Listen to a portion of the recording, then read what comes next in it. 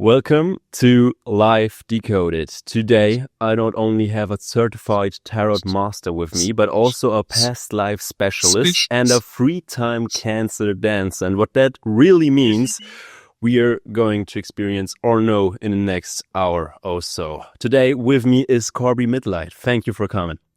It's been a pleasure. Thank you, Moritz. Yeah, I think I told you before we started the recording that I'm a bit skeptic about the whole tarot thing, and you showed me a few cards, and that's why I just want to start the whole conversation with Sure.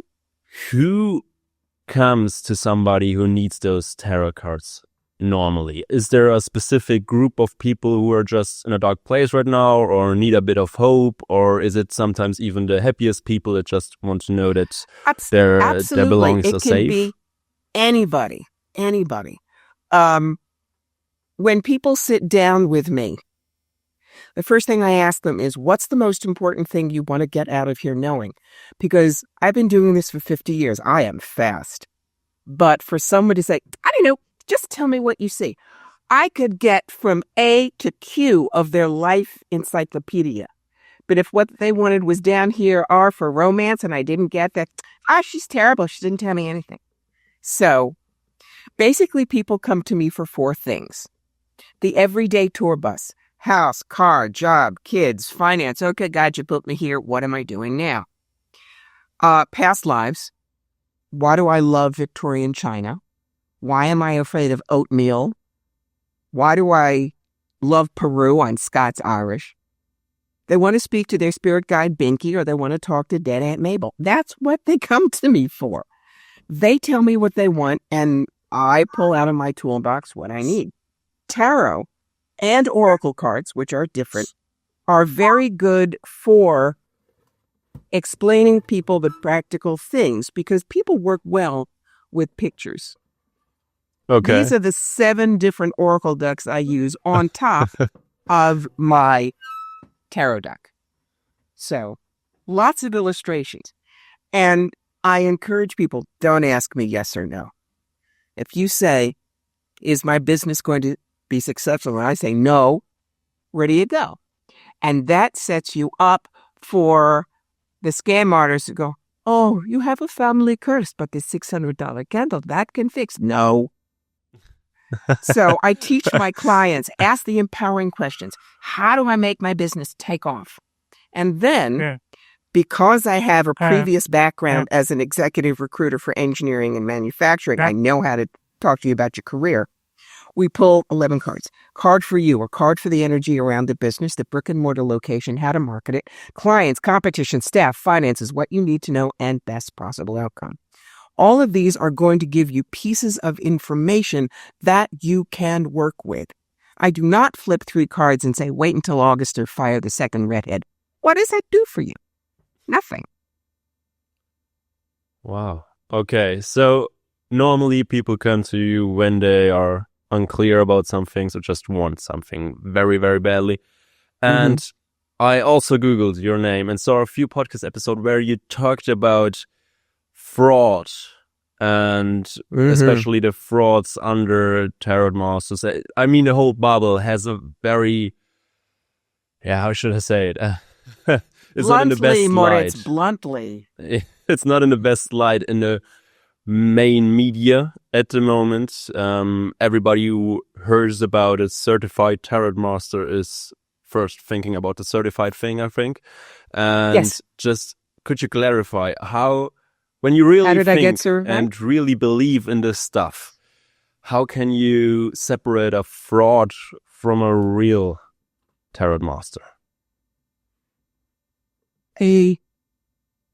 We'll call them professional intuitives of any kind, cards, channeling, whatever. They will never suck you into their table. If you go to a spiritual expo and you walk by their table, they may go, your grandmother has a message for you. Come and I will tell you. It's fake. They will never start the middle of a message and then say, oh, but you have to pay me more for that. They will never pump up your ego at the expense of someone else. They will never fudge the information. They may tell you something you don't like, but they hang on to it. Simple example. I used to do shows in Canada 3 times a year in Kitchener. Wow. One year, the last show of the year, a woman sat down with me, and I did see some challenging stuff for her, which I told her. And then she got up, and I will not be American nasty at you, but she was. And fine. Goodbye. I knew what I said. Who's the first person in my chair when I come back in January? She is. She said, last time, yes, I know you said that. I remember. Because you told me that I was going to take in a boarder and I'd probably want to sell my house. And I thought that was all kvatch. Only she used a worse word. But my daughter moved home because she got pregnant. And now I'm going to sell the house to help me raise my grandson. And I still don't like you, but I want to know what else you see. Don't shoot the messenger. You know, it's things like that. It's things like that. I do not tell people that they're cursed, that they had bad luck, that their life is so screwed up. Somebody, me, has to fix it for them. For instance, if a woman says, the eternal question, does Bruce love me? A card for her, a card for Bruce, a card for the relationship as it stands, what they need to know and best possible outcome. If she then goes, I still don't know what to do. Fine, I pull my 3 threes. 3 threes. First 3 cards are status quo. She just hangs in and bumbles along. 3 cards for Southern U.S. Example. Come to Jesus meeting. Line in the sand. They absolutely have to do counseling. 3 cards for I'm out of here. Goodbye. Those are her 3 choices. Now, to be honest, I may see that leaving has the energetic Beetlejuice side, but I have to zip it because it's her free will. And if she says, well, I guess I'll just stick it out, that's her choice. The only time that I stop being a reader and I put on my reverend collar is if she tells me she's being abused or gaslit. Then I will tell her how she can safely get out of that situation because her safety trumps any kind of a reading. Wow. That is big pressure when you think about it, because at the end of the day, you are not the specialist in how to get out of a household that is abusive, toxic, and everything else. So for you to actually give advice on something like that, you need to be very, very sure. And like I told you before, I'm a bit skeptic about it. So maybe you could tell me. I have been an abused wife. Yeah. Okay. So I know. Wow. My current husband, wonderful guy. We're celebrating our 23rd wedding anniversary this month. It's not him. But because I've experienced that, because I had a very dysfunctional childhood with, you don't need to know the details, but it was very bad. That's why I've lived what she goes through. So I understand from that perspective what you need to do and how to stay safe. Does that make more sense to you? That does make more sense. First of all, I thought that just because you saw something in the cards, you're just that convinced to tell her what to do, and you also already see the future. Just to clarify that maybe, what does it mean to be a tarot master? Where are your borders? What can you really see when giving people their cards or giving people something about their future? Okay. Number one, the reason I am a certified tarot master is I have been reading for half a century. I literally started in 1973 when I was a senior in high school. That was the year the James Bond movie Live and Let Die came out. And they had the James Bond 007 tarot deck, and I bought it because we were all hippies then. I have been certified through the Tarot Certification Board of America, which is no longer around, but now the Tarot Guild, which is international, is. So it is not just you pay $5 and you get a piece of paper. It's what are your skills? How not only how do you read cards, but what is your code of ethics? How do you counsel clients? Things like that. Tarot is not cut and dried. When you've been reading as long as I have, you get nuances. And sometimes it's a doorway and you give the meaning of a card that you don't normally give, but all of a sudden you have this, if you will, lightning strike that says this is what this card means for them. Simple example. The Three of Pentacles generally is a card with a person working on stained glass windows in a church. And it means mastery or long-term, whatever. But a couple was sitting with me, and I looked at the card, and I said, I have no idea why I'm saying this, but I think there's a deconsecrated or abandoned church somewhere within about 2 miles, and there's a cafe bakery that you should be opening up. And I figured they would put me in a padded wagon and pat me on the head. And they looked at each other and nodded, and they looked at me and said, oh, yeah, we know which one. We've been arguing for 2 years. I can't explain that, Moritz, except that I got the download. But when you are a professional tarot master, you learn to trust that. You have been working on the upstairs channel, if you will, for decades. Do I always do that? No. Usually the cards have their direct meaning. But when I can translate it into allegory, details, explanation, and tell people, but it is always your free will that makes the difference, I'm not scary.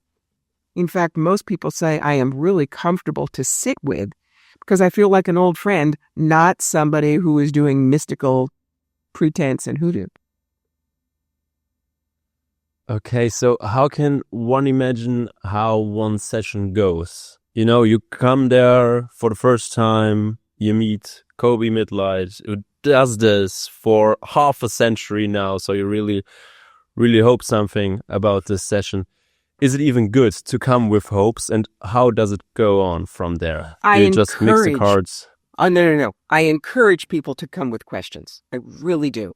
Because if you have questions, I'm like the bloodhound. Boom, I'll go to that direction.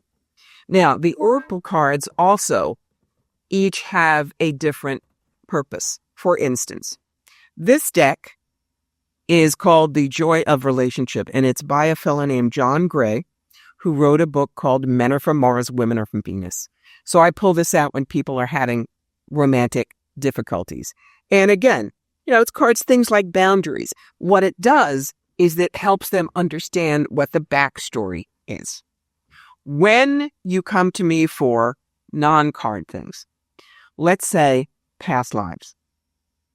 If you just say, well, give me a past life, I could give you something that is 100% accurate, and I know it is. But if it has no touch on this life, won't get in, and you'll say, ask so. Which is why I ask people to give me the obsession, the phobia, the person, the place. Example. 2 examples, actually. A woman came to me and said, I really don't know what to do about my son. He's 29, won't make any decisions without me, won't even live a mile from me. This is not right. What's up? And because I have loved history all my life, I get the historical perspective. So, closed my eyes, about 15 seconds, I said, okay, I'm seeing 1944, Utah Beach. Said, this is D-Day. Your son is a soldier. He's down. He's on the beach. He's got shrapnel in his leg. You're his commanding officer. You scrambled over the dunes. You pull him to safety. You take some shrapnel too, but you both live. And I opened my eyes, and she's very pale, and she says, can you see my rank?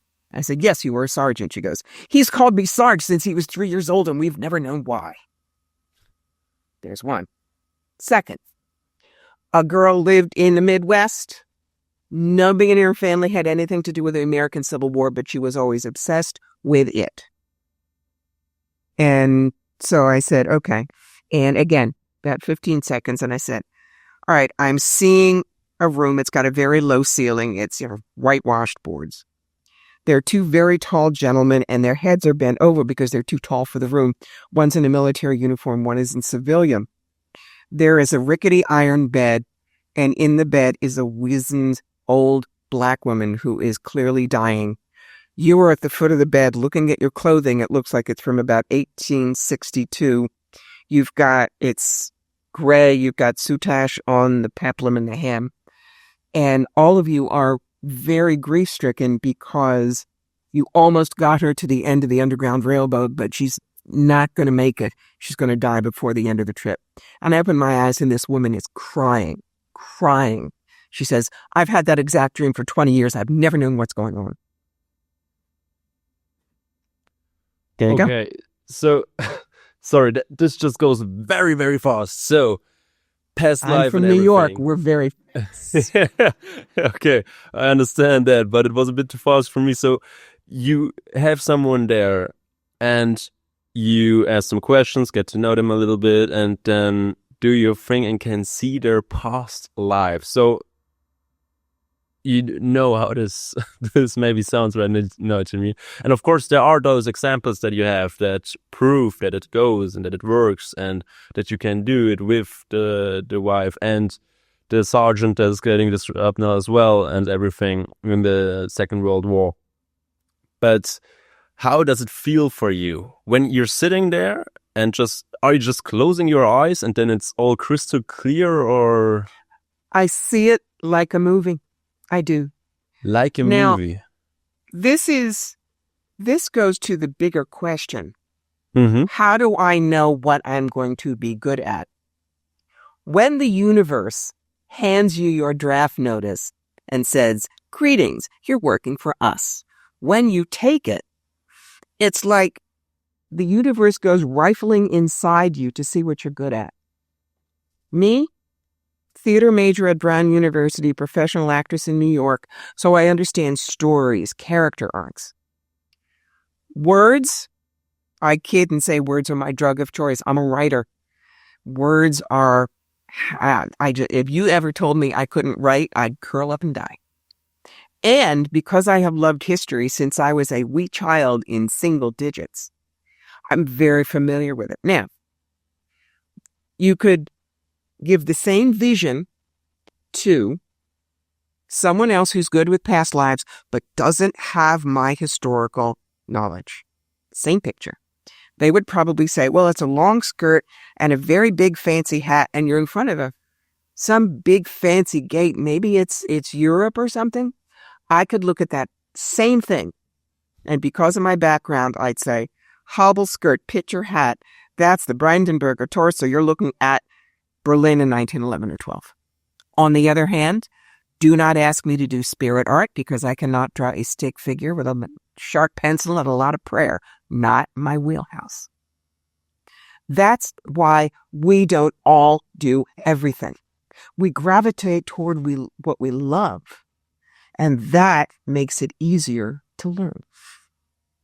So you also have a bit of your niche in the whole thing. And there are people that are better for past lives in India, for instance, and others that can see better the historic monuments of Brazil and all of that stuff. Okay, so just to throw... I'm not the best in the world. Good Lord. I have my place.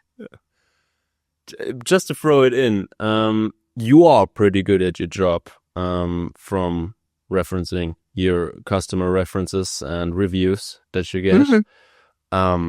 What did you tell somebody who would still, with all of the, I wouldn't call it proof because it's just a story that you just told me, but with all of the stories and all of the examples that you give someone, and he's still saying, yeah, but it can't be true. I can't believe you. I'm not believing at that. What is your way of talking to those people? And do you ever try to convince someone, or is it just they do what they want? Well, it's like what happened with that other woman when I told her things she didn't believe, and then she came back and they had happened. I will not try and convince someone if I had presented my best to them and they go, I still think you're a louse. I still think you're fake. I look at them and I say, blessings on your journey. And they leave. I don't necessarily give them their money back. If I choose not, no, seriously, if I choose not to read you, example, a woman has come to me, this happened, and said, I want to know where my husband is sleeping with his mistress. I said, I'm sorry, I don't do remote spying. Oh, well, how many people has he slept with? I don't do remote spying. God, you're terrible. All right, how about this? Is he sick? Is he going to leave me his money soon? And I turned to my assistant and I said, Laura, I'm not connecting with Mrs. McAllister. Please give her money back. And she got up and she left. Mhm. You know, I did not want her money. If I can do something for you and I have done it and I know it's right and you still don't like it, no. If I know that I cannot connect, and sometimes I can't, I may say to someone, look, Janice, I'm so sorry, but I am simply not connecting with what you need. Please take your money back. And I would suggest that person on the other side of the hall who might be able to help you. Because, yes, I'm a medium, but I'm not dial-a-dead. Mhm. And so and the whole thing, 85% accurate, we are human. It's that simple. But in America especially, we can be disrespected.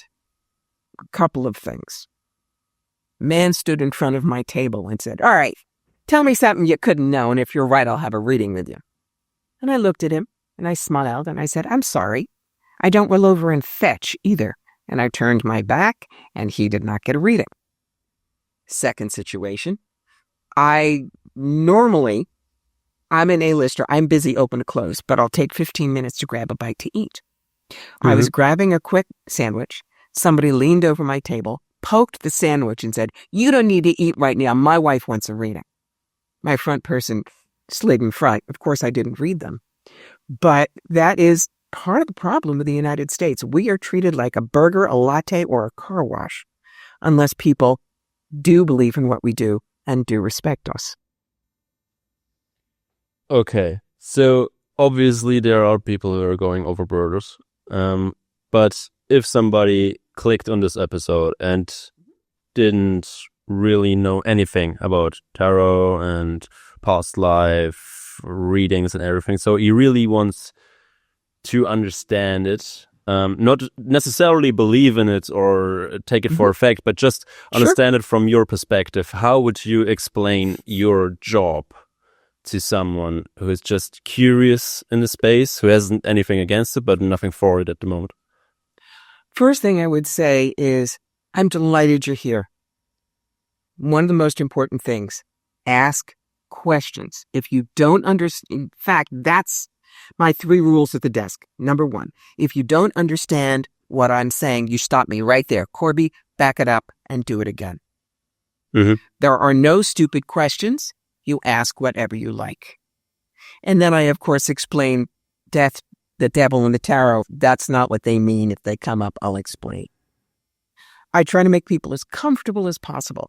I do not care to amaze them with my wiki-woo Alakazam stuff. I'm here in service. We joked a little bit about you actually knew how to pronounce my last name. It is a taken name. Okay, I call it my Elton John name. Nobody calls him Reg Dwight. Corbie is Gaelic for ravens. They're my birds. But I chose Mitleid because I understood it to mean compassion. And that is why I do my work. If that's my last name, I will never forget it. It will never be about my ego. It will always be about how can I serve, help, heal the person who sits down with me. Okay, and how would you explain what you are doing? It's just a step-by-step. How would it work? All right, let's say that someone says, I'm really confused about my relationship. I would then explain, here's the first 5 cards that we use, a card for you, a card for your partner, a card for the situation as it stands right now, what you need to know, and best possible outcome. I always explain what the positions are and what the cards mean. I always remind people the future is malleable. When they say, I want to know where I'm going to be in 10 years, I look at them and I say, have you seen the world lately? There's no way I could predict 10 years. And I try to give people ways to work with things. when people come to me and they ask me a question that is not in my wheelhouse, as I say. For instance, they really have a serious health situation. Number one, I'm going to tell them, see your doctor, blah, blah, blah. But I also happen to be friends with a woman that I consider the best medical intuitive in the U.S. I would go to her, say, Janet, you really want to speak to Stacey Wells. Sometimes I will see something and I'll just say, it wouldn't hurt to have it checked. Years ago, man came to me, I saw gray in the chest for some reason, and I'm not attuned to that kind of thing. So it was out of the blue. And I said, you should go get that checked. Just see what it is. Again, calm voice, simple. 5 years later, that woman comes back to me and says, we're so grateful you said that. We found out he was starting to get ALS. And because we caught it so early, he was able to have a really great 4 years before we lost him. Thank you. I'm no doctor. I didn't say what it was. But, So, and the thing is, an example of what I don't do, which was done to me. Very famous First Nations reader. And the first time I met him was a week before I married Cara, my current husband. He shook my hand and said, stomach cancer within 2 years. You're going to have a terrible time getting rid of it. I didn't ask to be read. I certainly wouldn't ask about my health. But he decided to, I call that a drive-by psychic shooting. And it took, even knowing what I know, a year to get rid of that fear. That was 25, 24 years ago, so. But part of being a professional is how people have been harmed by people who are less scrupulous, by people who want to prove they're right. It's like some people insist on telling you if they see you're going to die. Why? Why put that in their head? So the whole point of what I do is to get them comfortable. Explain to them free will is important. And the books that I'm in talk about pre-birth planning. And people say, how can I do pre-birth planning and free will? And I say, simple example. You go to college and you decide you're going to be a physics major. That's your pre-birth plan. How you get there, you can take double major plus lab or gut courses. Either way, you're going to graduate. That's free will. So people understand it better. Again, allegory. People need stories. That's why storytellers all through history have been so revered and so needed. Does that help a little bit? It does help a lot. There are a few things that I want to catch on, because the first thing you said that really stuck to my mind is that there are people who really want you to know what's happening, and people who leave it up to their customers. And that opens a whole ethic question on how someone should do it the right way. When talking about AI, there's always this example when you have a car driving on a road and it can't go anywhere else, but it needs to kill at least a grandma or a baby. Which does it kill?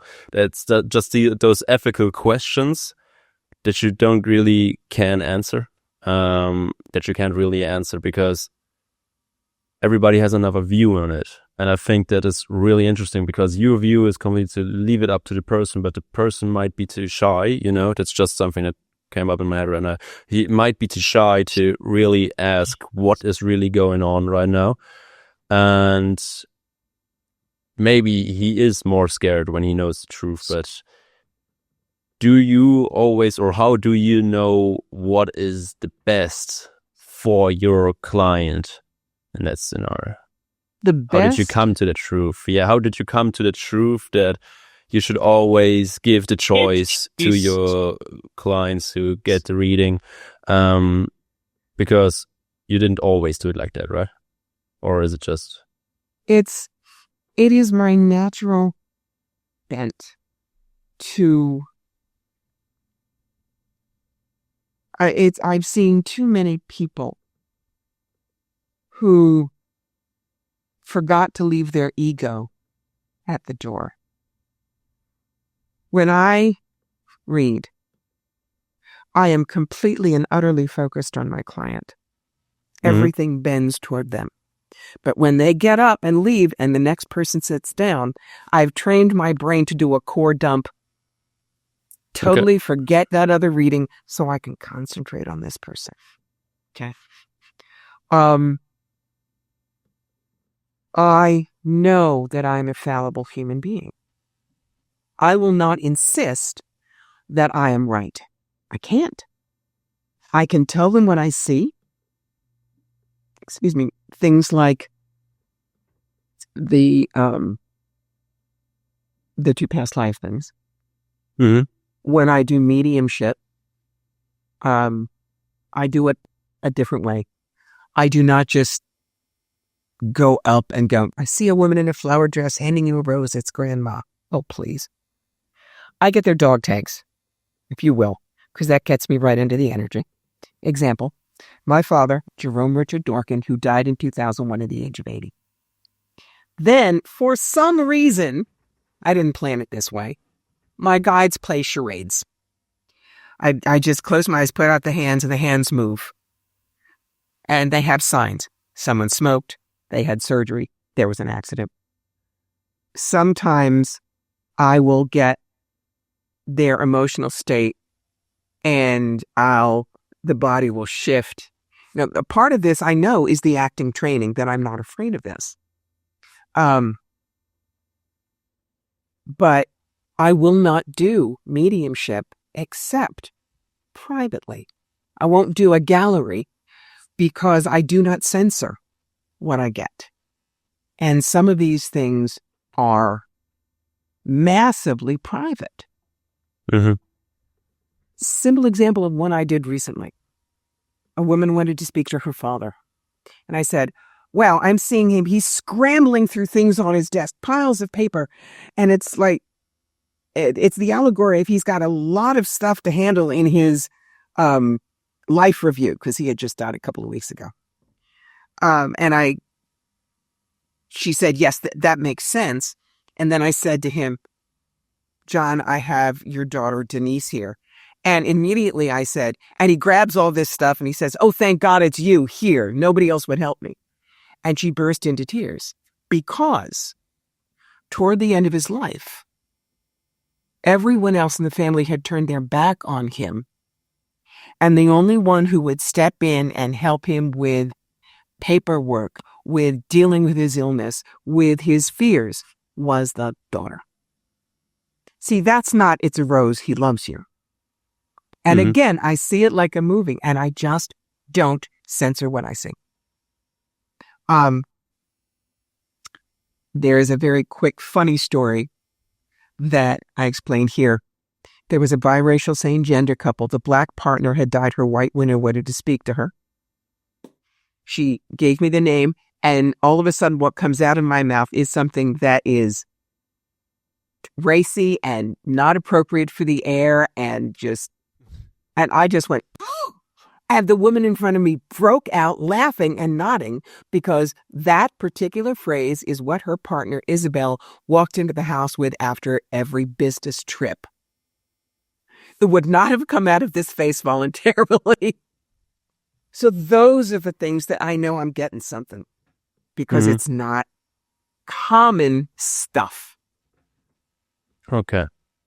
So I think my last question before we go to the free time cancelled answer, because I really, really want to talk about that. But the last thing is, I don't know how much you know about it, but there is this theory that if you, it's called the power of the mind. If you just believe you are this person, you are starting to live like this person. Or if you just believe you really can do it, you will get better day to day just because you believe to it.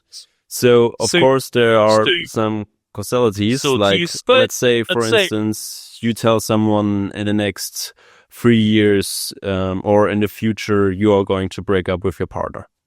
And now the person has it in mind, or maybe you don't even say them that it's going to break up or something like that. You just tell them that it's not going to go well for the next few months. And they're going to be, from that point on, looking more for signs that this is true. You know what I mean? Do you think that this is actually true, that there is a causality on both sides, that as soon as I heard it from you, now I see it more, and now therefore I can only see that you are right? Maybe in some cases. Did that ever happen? Totally agree. Totally agree. But that is why I give them the choice. I do not say, unless they are in physical danger, this you got to fix. Okay. I very often call that the blue Subaru effect. You may never have looked for blue Subarus before. Yeah. But you buy one. Now you're going to recognize every single blue Subaru that you see on the road because you're aware of it. Yeah. Yes. That's why, even though some psychics predict a death, I absolutely will not, because it puts it in your mind. And even if you ask about Aunt Mabel, who's 89 and has heart disease, if I tell you I see her dying in 6 months, and you let that slip to her, exactly what you talked about, she's going to say, oh, well, I'm going to die. She'll stop fighting. So there are some pieces of information you just do not put in your client's mind. That's being ethical. That's being responsible. Yeah, that answers my question from before, I think, perfectly. But in retrospect, when you are not telling the people, yeah, you are going to die, you're just telling them there is going to be a health issue, for instance. There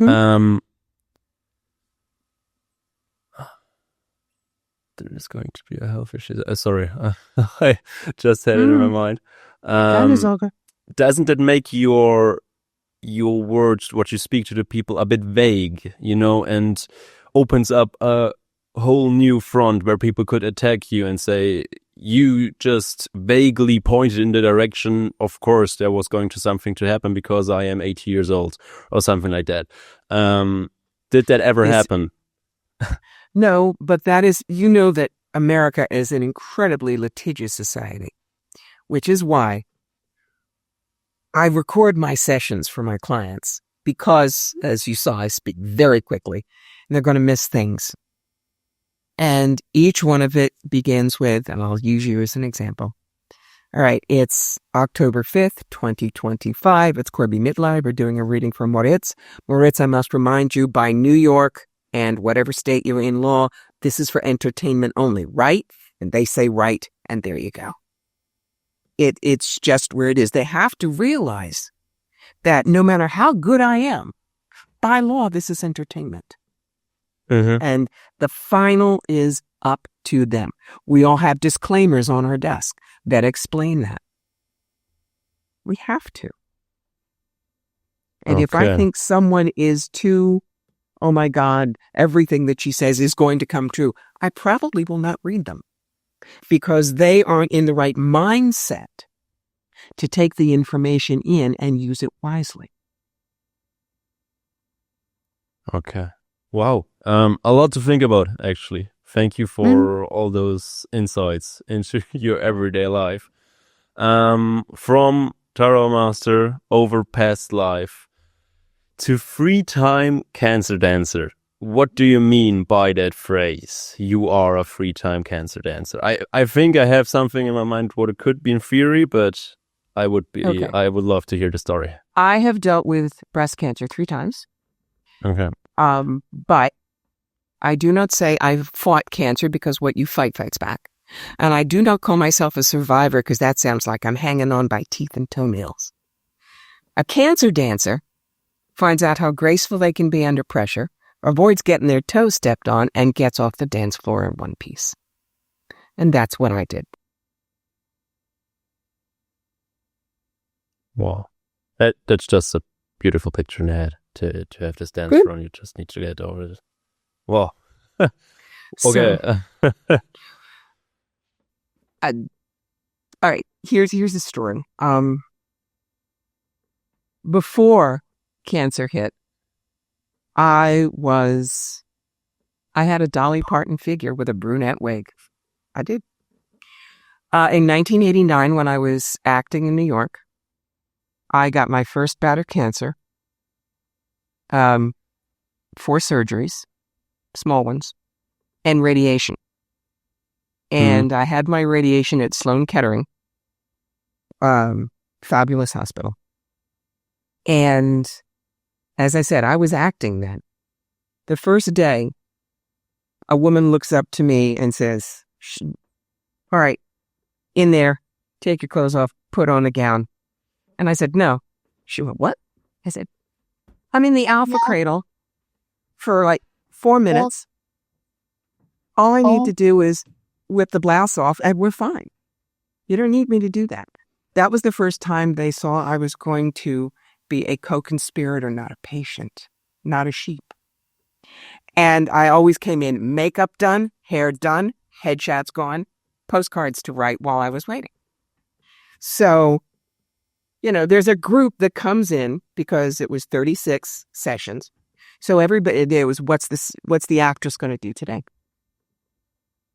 And I remember one day I was sitting down waiting, and there was this very grumpy person next to me, and little Miss Sunshine here goes, hi, how are you? She goes, I have cancer. I said, me too. What flavor is yours? And we started talking. She got a whole nother way to deal with it. So by the time I was done with my 36 and she was still going, she was not coming in with makeup. She was coming in with a positive attitude. Because you said power of the mind. Absolutely. Absolutely. Then I had skin cancer a few years later from the radiation. And then 18 months after I married Carl, I had a second primary case, which turns the danger clock back to 0. But the doctor said 3 strikes, you're out. You have to have a double mastectomy. And we're also taking your ovaries to stop the hormones. So you're going from this gorgeous woman to a fat fire plug with permanent side effects. Deal with it. That's all they did. I mean, this was a Boston hospital that is technically brilliant, but the doctor that talked to me about it, who did the surgery, I say that he had the personality of a desiccated turnip. So did I go home and cry for 24 hours? Yeah, I did. But then I said, I know how to deal with this. I have got to find 3 reasons to be okay with it. Number 1, you don't have them, you can't get cancer there. Number 2, the top half is not going to be slammed into the X-ray machine every year. And every woman listening knows what I'm talking about. 3, implants? Great. I'll have a young figure until I'm 93. As a result, 6-hour operation, double mastectomy and reconstruction. I walked out of the hospital in 3 days and shopped for a bathing suit in 5. And that was over 20 years ago.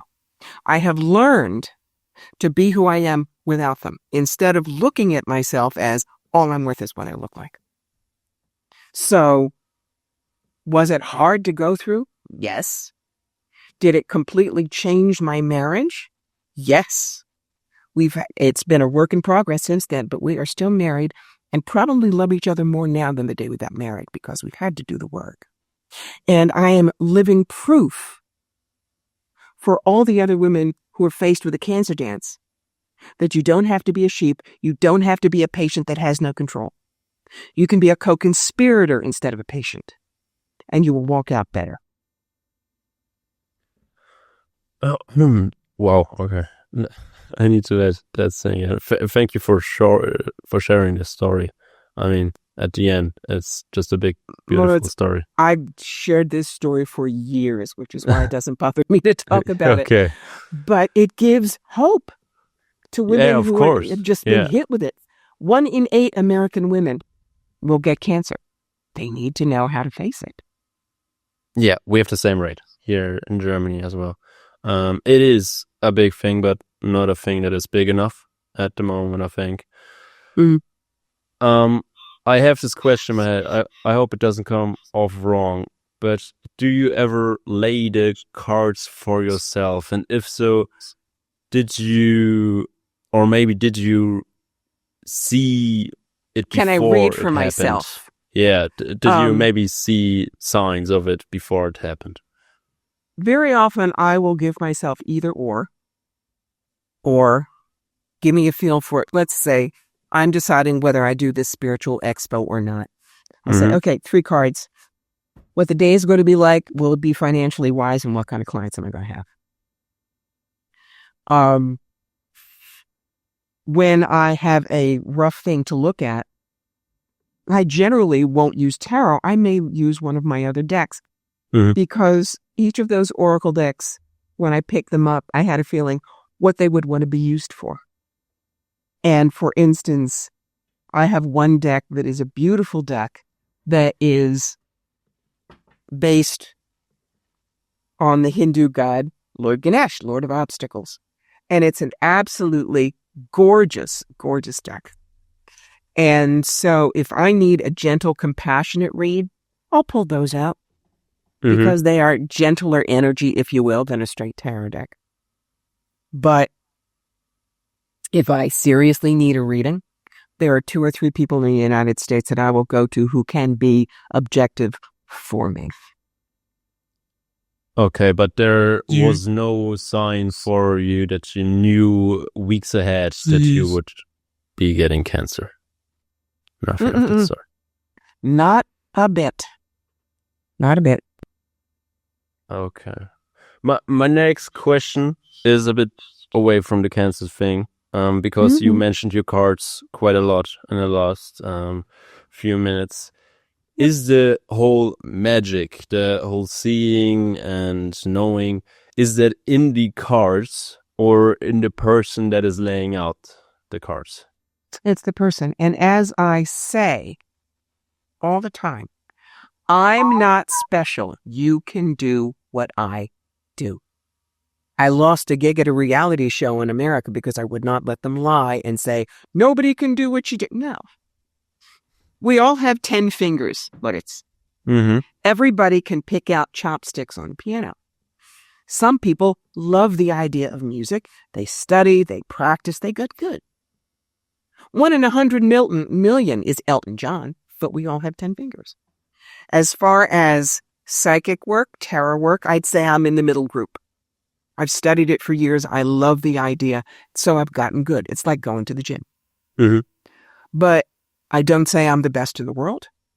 I certainly don't say that I'm infallible. And I encourage other people to learn for themselves. You know? The other thing I do, which a lot of psychics don't, is I tend to downsell myself. If you want a reading with me, especially if it's your first time, I will not let you book an hour. You don't need it. 15 minutes, half an hour at absolute most. Wait and see how we work together. And frankly, I can probably get everything you need in a half an hour at most. Do I have to charge? Yes. I'm 70. My husband's 72. We live in the United States. I need to help pay the bills. But it is not a matter of how much can I fleece each client.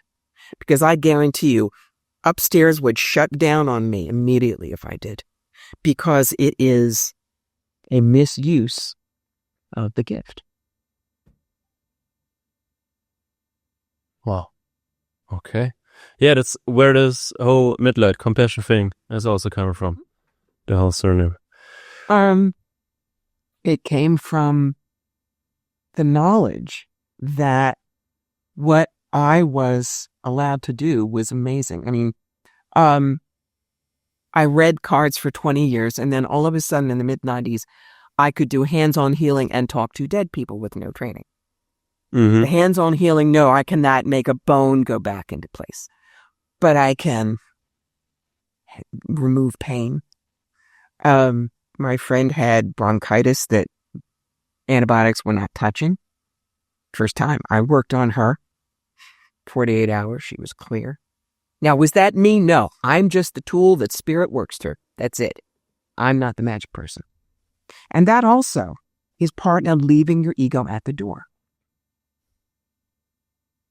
Okay, so now we get steps closer. So you not only just lay out cards, you also have abilities that most of us would say that are impossible, quite frankly.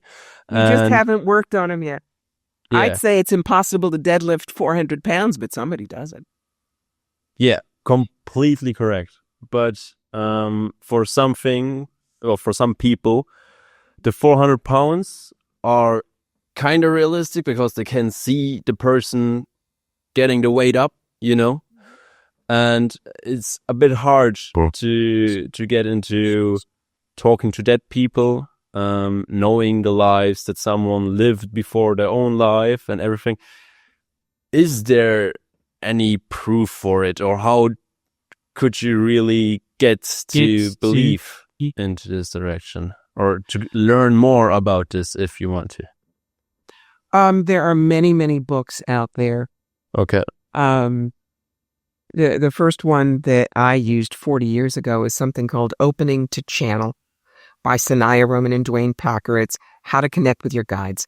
And I like it because it shows you ground, center. It shows you how to stay safe. It shows you when you're getting something, when you're really not. There's a t-shirt that I have that I wore a lot while we had COVID. It said, "Science is magic that works." And this may be magic is science we don't know yet. Mm-hmm. Mark Twain wrote a very famous book called A Connecticut Yankee in King Arthur's Court. Time travel back. Kid lit a match. We know how matches work. They thought it was witchcraft. I would not be surprised if how we get this information within the next 100 years is made clear, so it really is magic is science that works. You don't have to. I mean, people say, well, what about who will you read? I tell them, look, I don't care if you're Christian, Jewish, Muslim, pagan, or believe in Ralph the Wonder Dog. I really don't. You just got to know somebody up there loves you, wants the best for you, and is willing to work with you. Mm-hmm. That's it. I have to believe that there is a central imminent point that set the top spinning, if you will. But I do not believe that he likes you and not you. Or even it. The energy, not even a being, the energy. All of us have it. All of us can do this. And nobody goes to hell. My thoughts. At some point in time, matches were witchcraft. Yeah. Wow, it's actually quite scary to think about it, because to look at history and how often it repeated itself. And now we are here in the 21st century, and we think we got it all figured out because we got AI and all that stuff and all the technology right now. No, but this is pretty much the standpoint of the mainstream right now. And just to think about, there is something still out of control that nobody, even at the glimpse, could explain at the moment. It's actually quite a scary thought. Moritz, if we think about it, we are a bunch of cockroaches running around on the skin of a tiny blue marble as part of a nothing solar system at the butt end of an unimportant galaxy. And then there's the universe. Mm-hmm. Why would we think that a magic donkey really cares about what we do? That's the scary part, to realize how small we are. And that we will never, ever understand everything. It's like sending an ant into a calculus class. Not only does he not understand the math, but he can't hold a pencil in his little paw. So don't. We do the best with what we have. I am sure that once we're out of the body, there is more knowledge that we have, but we may never understand the immanence. It's okay. Wow. Corbie Mitleid, ladies and gentlemen, thank you so much for the first insights from my side into the topic. I never had any experience with it or met anybody who actually does the job. And for anybody watching or listening to the whole episode, do your own research. That's what we both, I think, stand for. Yeah. Yes. Do your own research. Not everything that we say here might be true. Not everything you hear on the internet might be true. Get your sources together and please do your own research on topics that you are not sure about. And yeah, but what that out of the way, says. Thank you so much, Corbie Mitleid. It really was nice to get the first touches into this whole topic. I have a lot to think about. I'm not standing here saying I believe know everything, but yeah, thank you so much for your time. I wouldn't believe you if you did. It was a pleasure. It really was, Moritz.